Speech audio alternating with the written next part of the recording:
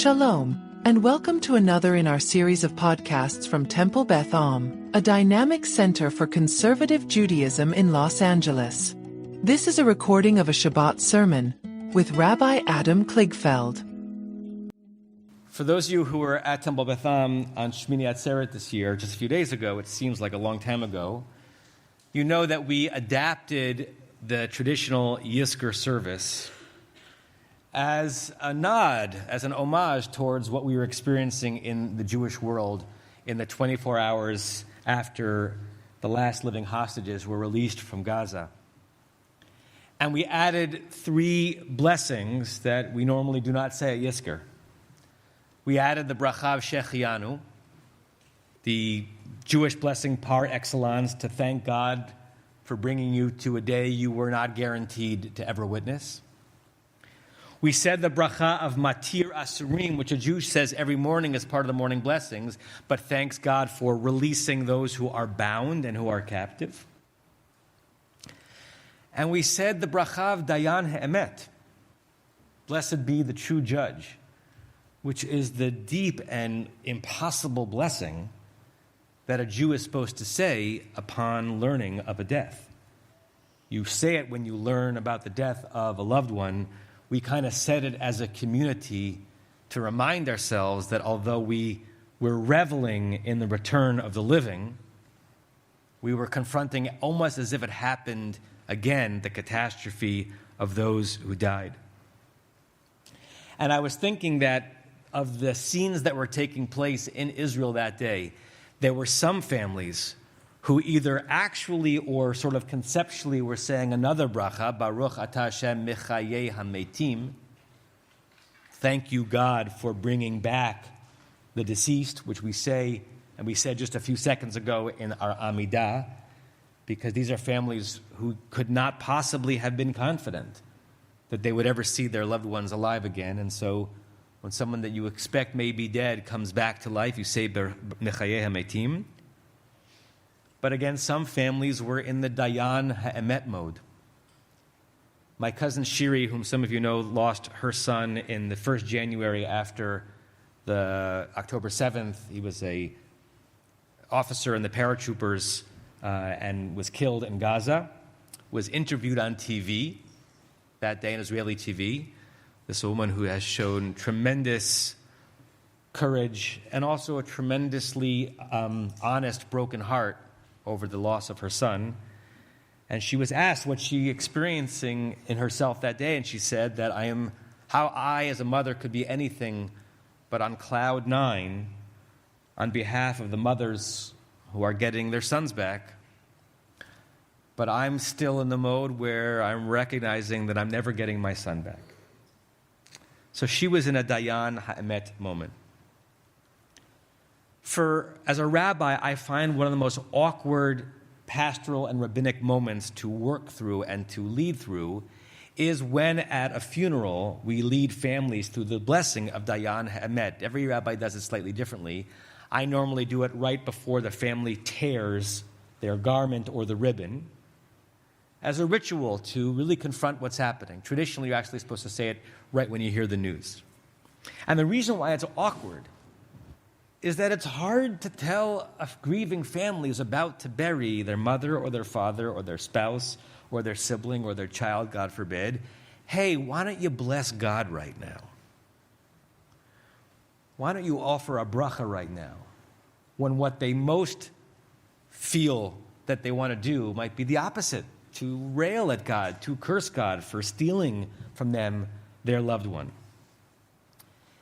I always do it, but I never feel like I do the moment justice because it's hard for me, and I like words, to find the right words to explain to someone who is in grief why they should be saying a bracha. I heard a beautiful, very creative interpretation of the Baruch Dayan Ha'emet blessing from my dear friend and colleague Rabbi Ed Feinstein. You know, we rabbis don't really get to see one another do our work all the time. So occasionally I am a guest at a funeral where a colleague of mine is officiating, and I learn so much about how other rabbis handle moments. and I was kind of in the close-in circle, and what Rabbi Feinstein said to this family, I don't know if it's his standard that he says at every funeral, or he says it's just there. He says, what's the Dayan Hamet, blessing God, who is the judge of truth? He kind of extracted the notion of truth from the moment, and without blaming God, which is what sort of the blessing is doing by having God be responsible as the judge of life and death, saying God is responsible for this death, Rabbi Feinstein said, this family is facing a new truth, a new emet, that they must confront. And we bless it not to say that we're happy about it.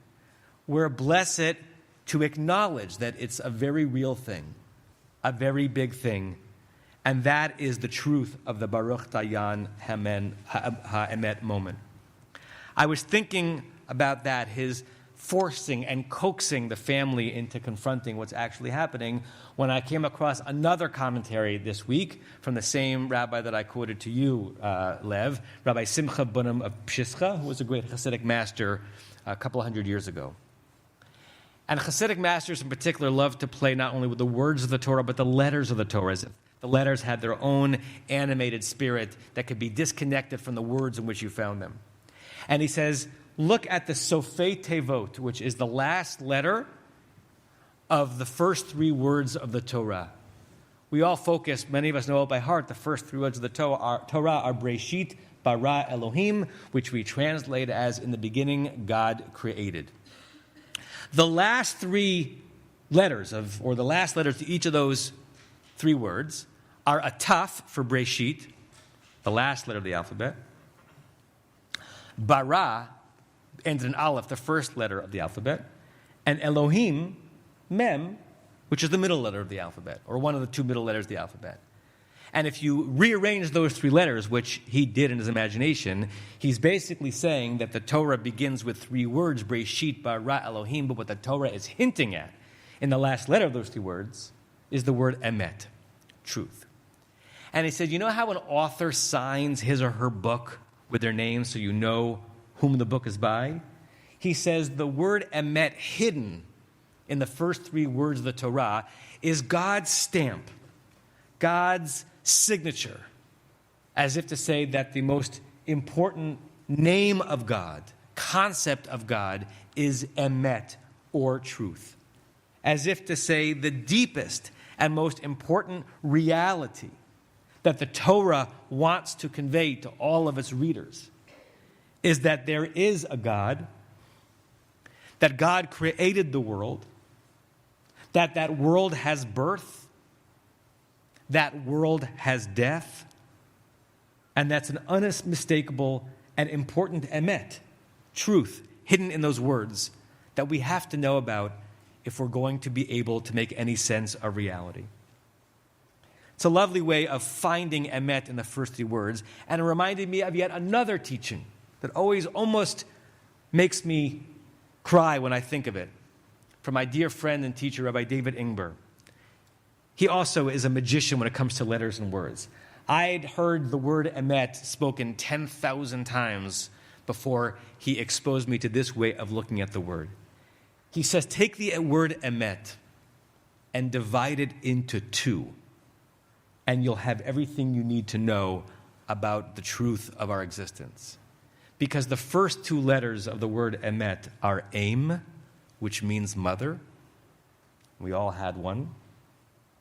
And the last two letters of the word emet are met, which means deceased, which is where all of us are headed to eventually.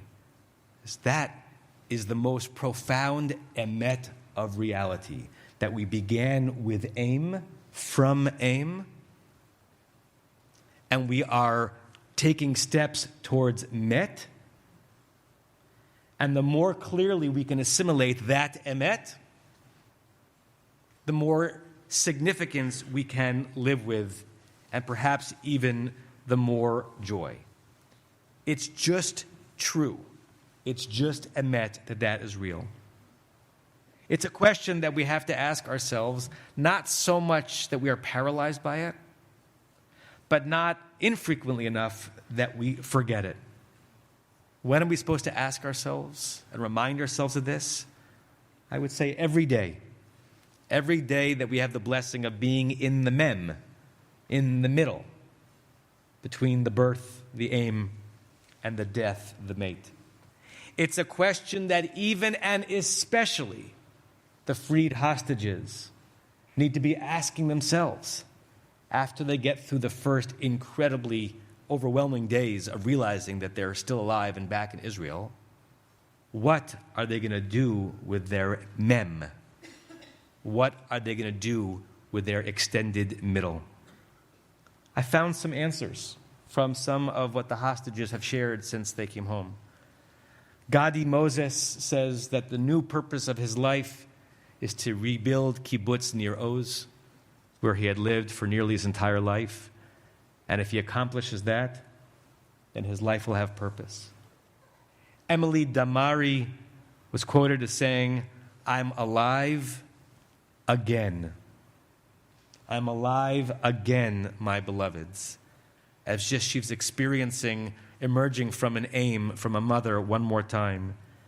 And as if to say, her primary focus in this new mem, this new middle, is to be aware of the beauty, the ephemeral nature, and the significance of life. Liri Albag, who was released in a previous exchange, says that she has one primary goal now as she's getting used to her life, and it's a little bit surprising, or maybe it isn't if you understand the Israeli psyche. She said her goal is to return to serve in the IDF, to close the circle, to defend the land and the country and the people of Israel.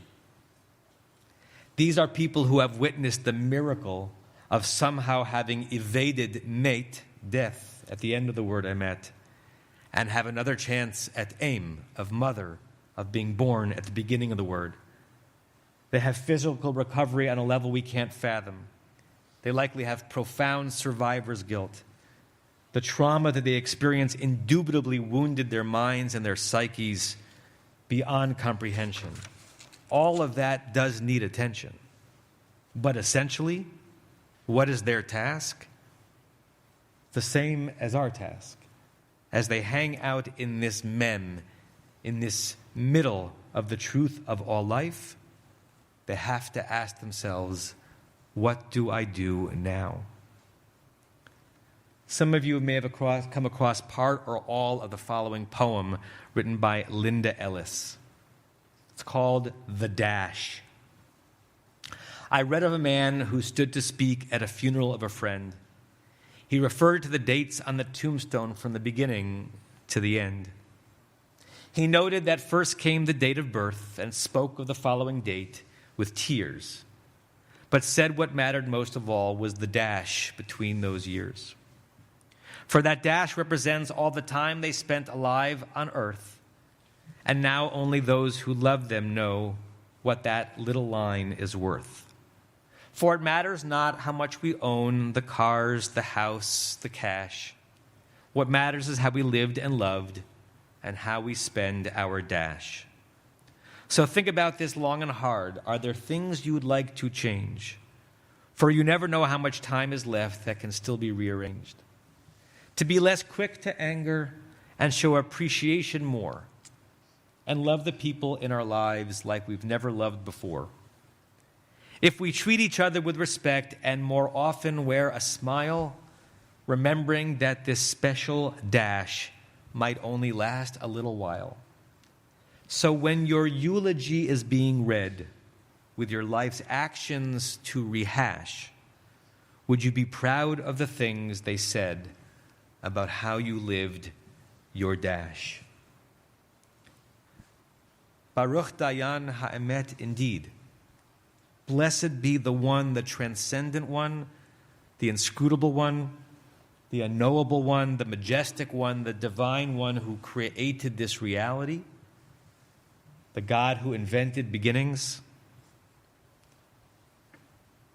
the God who has no end but who imposes ends upon all of us. Bless that judge of emet. The aleph, the start, was gifted to us. We didn't earn it. The taf, the end, is looming. and we are all blessedly somehow still in the mem. And to quote President Jed Bartlett, what's next? You've been listening to another in our series of podcasts from Temple Beth Am, a dynamic center for conservative Judaism in Los Angeles.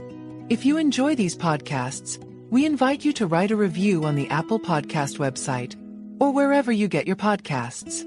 For more information on Temple Beth Am, Los Angeles, please visit www.tbala.org.